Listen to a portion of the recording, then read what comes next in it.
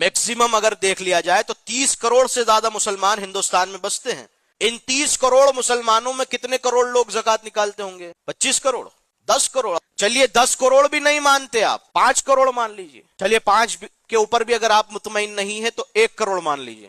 1 کروڑ مسلمان اگر ہندوستان میں زکات نکالتے ہیں اور میکسیمم ایوریج کے مطابق 1 کروڑ مسلمان صرف 1 لاکھ روپے ایئرلی، سالانہ ہر مسلمان 1 لاکھ روپیہ زکات نکال رہا ہے.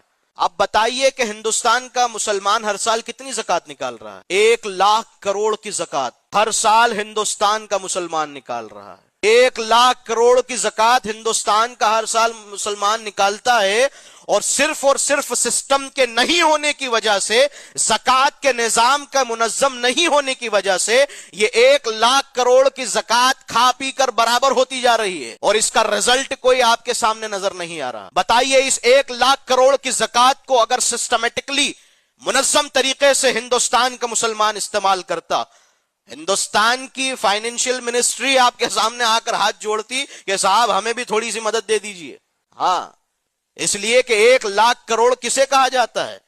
کسی ملک کی اکنامی کو ترقی کی طرف لے جانے کے لیے 1 لاکھ کروڑ بہت ہوتا ہے صاحب. ہندوستان کے مسلمانوں کے لیے آج کی بھارت سرکار نے کتنا بجٹ نکالا ہوا ہے؟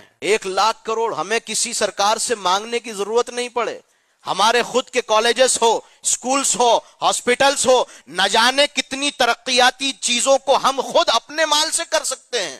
لیکن ایک چیز کی لاپرواہی، زکاتوں کو تبرک کی طرح بانٹنا، اس نے تمہارے اس 1 لاکھ کروڑ کی زکات کو برباد کر کے رکھ دیا. آگ لگا کے رکھ دی ہے اس زکات کے مال میں تم نے، صرف اور صرف تمہاری لاپرواہی کی وجہ. تم چاہتے ہی نہیں ہو. ہم تو یہ چاہتے ہیں کہ فقیر مانگنے ہمارے گھر کے دروازے پر آئے، جب ہم کسی کو دیں گے. ارے اللہ تعالیٰ کا فرض ہے مسلمانوں تم پر.